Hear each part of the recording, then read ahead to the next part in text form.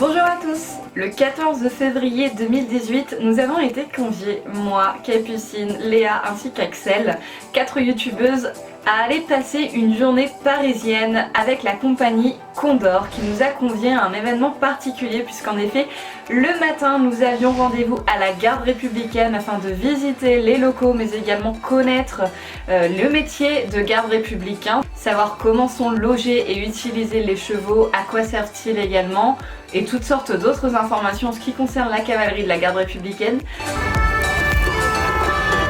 Bon alors Axel, qu'est-ce que tu penses de cette petite virée parisienne? C'est très bien. On se sent pas très bien à l'aise ici.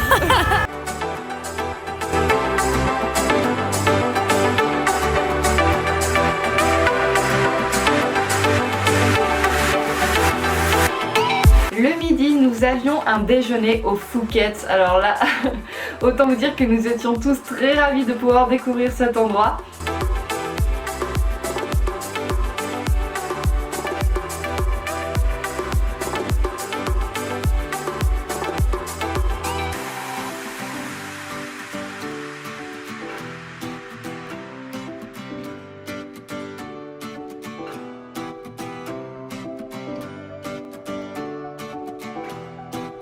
Mais le vif du sujet de cette fameuse journée, c'était surtout que nous étions invités à voir la représentation en avant-première du film Whisper 3 qui sortira le 27 avril 2018.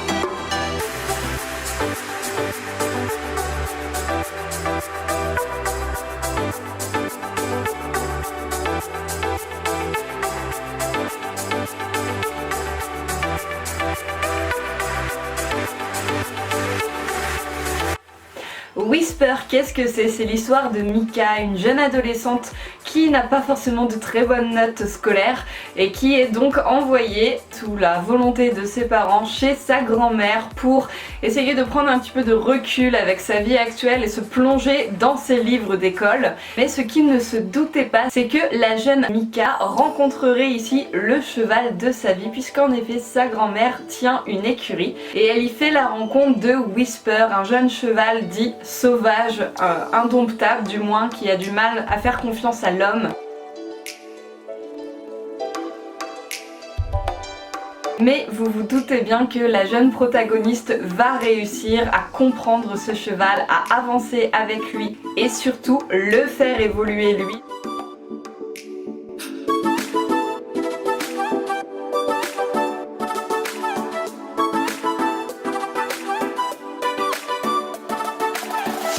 Puisqu'on peut parler d'une relation de chuchoteur si on veut, elle va vraiment chercher à comprendre le cheval, à sentir son cheval pour essayer de le guider vers le droit chemin.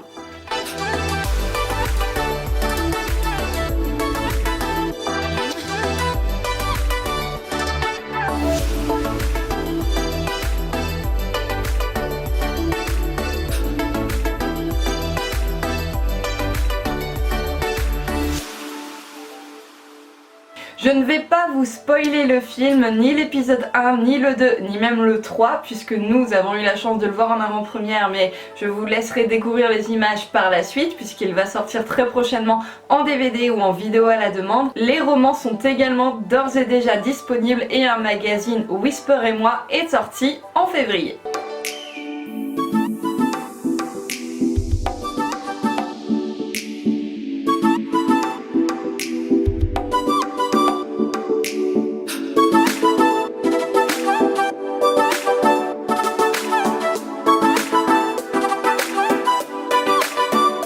Nous avons également eu l'immense honneur de rencontrer Anna Bink, qui est l'actrice principale qui joue le rôle de Mika dans la série.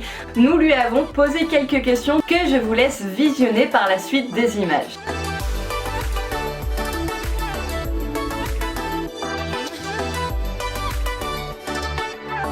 Donc, est-ce que tu montes à cheval en dehors de ton rôle pour Whisper?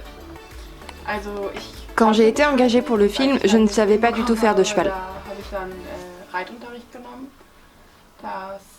J'ai donc eu 2 mois de leçons durant lesquelles j'ai monté un jour sur 2. J'ai beaucoup aimé faire du cheval et j'aimerais beaucoup en faire si je le pouvais. Mais j'habite en plein cœur de Berlin et il me faut 1 heure de trajet pour y accéder. Est-ce que tu as voulu faire un film de cheval ou alors c'est venu à toi comme ça? J'avais déjà fait d'autres films avant le premier Whisper.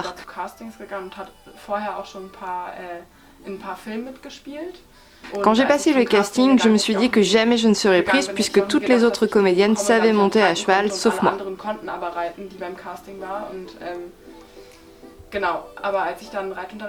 Mais j'ai quand même été prise et y ai pris beaucoup de plaisir. Est-ce que c'est pour le film que tu t'es laissé pousser les cheveux et que tu t'es fait teindre en rousse, ou est-ce que c'était ta ancienne couleur naturelle? En fait, ce qu'il s'est passé, c'est que quand le film a été tourné, j'avais de longs cheveux blonds. Mais pour la première scène du film 1, il y avait une histoire de coloration de cheveux. Et suite à un accident, je devais avoir les cheveux vert-gris. Et finalement, heureusement, l'idée a changé et je devais juste avoir les cheveux longs et roux. Mais je me suis rendu compte que ces longs cheveux roux me liaient au film. Donc après le 3e film, j'ai voulu redevenir blonde et en plus les raccourcir afin de retrouver ma propre personnalité.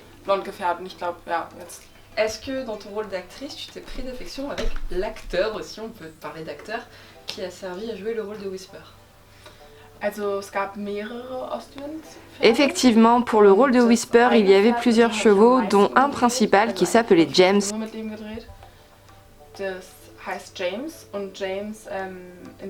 Et avec qui j'ai travaillé durant 6 ans. Une forte relation s'est donc installée durant ce temps et c'est vrai que je l'aime beaucoup.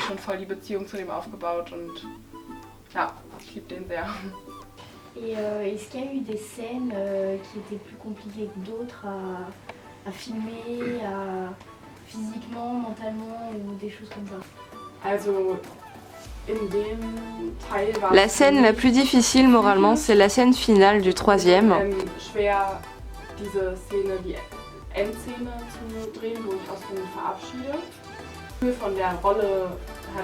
Mais sinon, celle où on va se baigner dans le lac a été particulièrement difficile aussi car l'eau était gelée.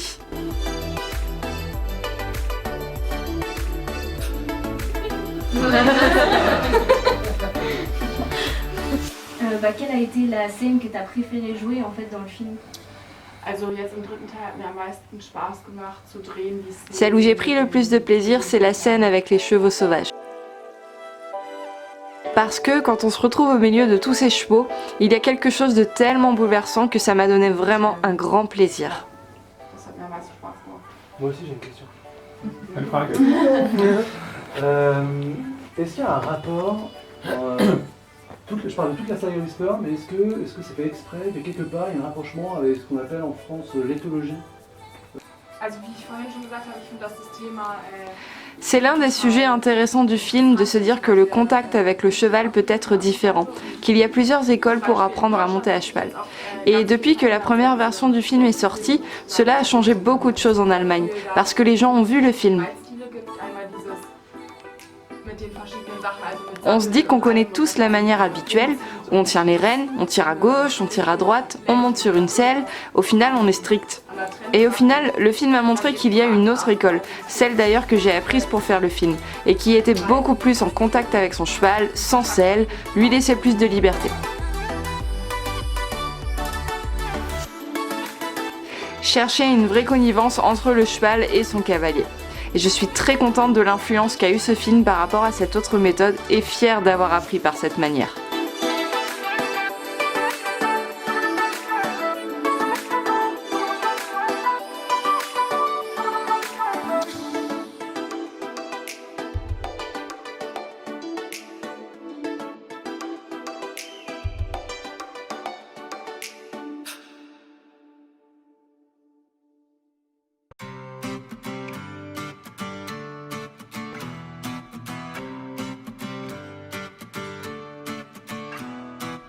Et enfin, nous avons eu la chance avec Axel de terminer la journée par une interview d'une des journalistes de Gulli pour le journal télévisé What's Up.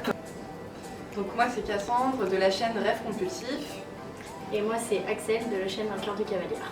Elle souhaitait avoir notre point de vue par rapport à la représentation du film étant nous-mêmes cavalières et c'est avec grand plaisir que nous avons répondu à ces questions toutes les deux. Ok, super. Et pourquoi vous recommanderiez à des personnes, à des jeunes de voir ce film? Je recommanderais ce film parce qu'il véhicule beaucoup de messages à travers justement l'amour des chevaux, à travers la relation qu'on peut avoir avec eux, mais aussi la notion de respect du cheval qui est très importante. C'est un beau film également pour tous les amateurs de chevaux, mais également n'importe qui, un individu lambda. Il n'y a pas forcément besoin de connaître le cheval pour apprécier le film en fait. Bah, comme disait Cassandre, c'est vrai que autant quelqu'un qui va avoir un niveau un peu plus expérimenté en équitation va pouvoir se reconnaître et apprécier le film, autant quelqu'un de plus jeune qui va trouver un peu ce film féerique et vraiment la relation entre l'humain et l'animal qui est vraiment très belle et c'est un film qui est vraiment émouvant et très sympa à regarder. Salut What's Up! Génial, Putain, nickel. impeccable. Voilà tout le monde, c'est la fin de cette vidéo. J'espère qu'elle vous aura aguiché un petit peu et que vous avez hâte de découvrir le 3e volet de Whisper. Quant à moi, je vous fais de très gros bisous et je vous laisse avec quelques petites images du 3e volet. Salut!